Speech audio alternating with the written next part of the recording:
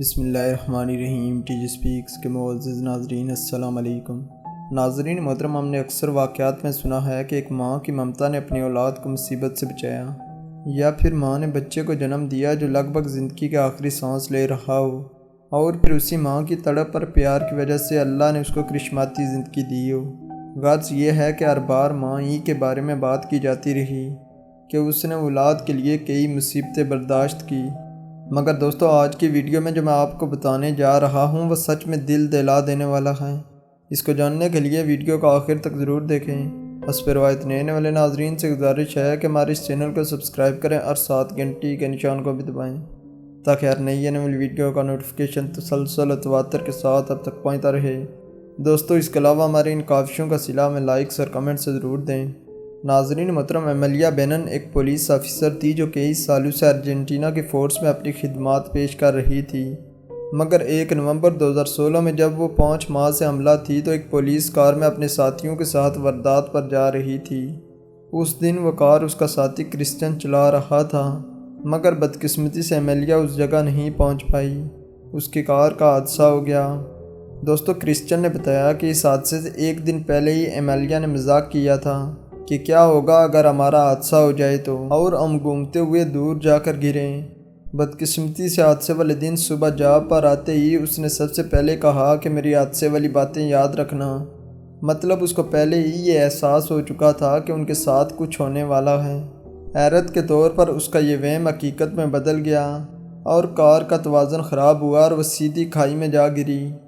دوستو اس حادثے میں باقی آفیسر معمولی زخمی ہوئے، مگر ایمیلیا پوری طرح ٹوٹ چکی تھی، یہاں تک کہ اس کا سر بھی کئی جگہوں سے پھٹ گیا تھا اور سر میں خون جم گیا۔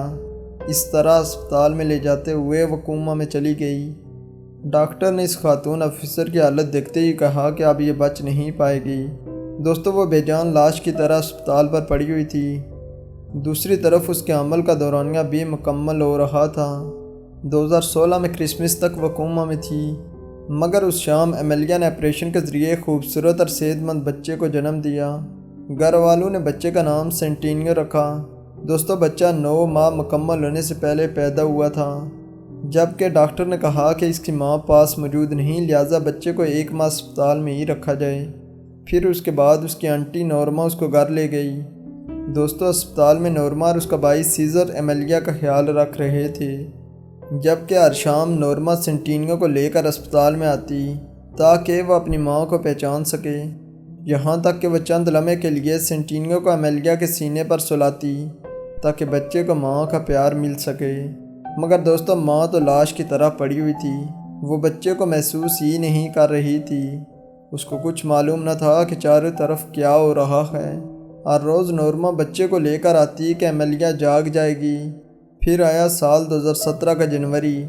اب ایمیلیا کو کوما میں گئے ہوئے 5.5 ماہ گزر چکے تھے، جبکہ سینٹینیو بھی 3 ماہ کا ہو چکا تھا، اور اس کی آنٹی اور باپ اس کو لے کر ماں کے پاس آئے۔ بچے کو ماں کے ساتھ لٹایا گیا، جبکہ نورما بوتل سے اس کو دودھ پلا رہی تھی۔ تبھی ان کو ایک آواز سنائی دی۔ جی ہاں، ان کو 2 بار یس یس کی آواز سنائی دی۔ دوستو ایمیلیا جاگ چکی تھی۔ اس کے خاندان والوں کو یقین نہیں ہو رہا تھا کہ وہ بول سکتی ہے۔ اس نے اپنے شوہر سیزر کو بھی پہچانا۔ موقع پر کھڑا ہر شخص یہی کہہ رہا تھا کہ اس کے بچے کا پاس آنا کام کر گیا، کیونکہ ماں بچے کے پیار کو ضرور محسوس کرتی ہے، اور یہ سب کچھ بچے کے پیار کی وجہ سے ممکن ہوا۔ لیکن ابھی بھی وہ رو رہی تھی، مگر یہ آنسو خوشی کے تھے۔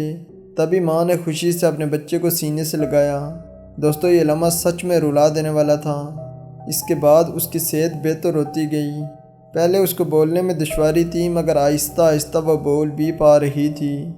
تو ایک بچے کو ماں نے کوما میں جنم دیا، لیکن اسی بچے کے پیار نے ماں کو دوبارہ ہوش میں لایا، ایک طرح کی نئی زندگی دلائی۔ دوستو اس کے بارے میں آپ کی رائے کیا ہے؟ مجھے کمنٹ میں جواب ضرور دیں۔ حسب روایت نئے والے ناظرین سے گزارش ہے کہ ہمارے اس چینل کو سبسکرائب کریں اور ساتھ گھنٹی کے نشان کو بھی دبائیں تاکہ ہر نئی آنے والی ویڈیو کا نوٹیفیکیشن تسلسل و تواتر کے ساتھ اب تک پہنچتا رہے۔ تب تک فی امان اللہ۔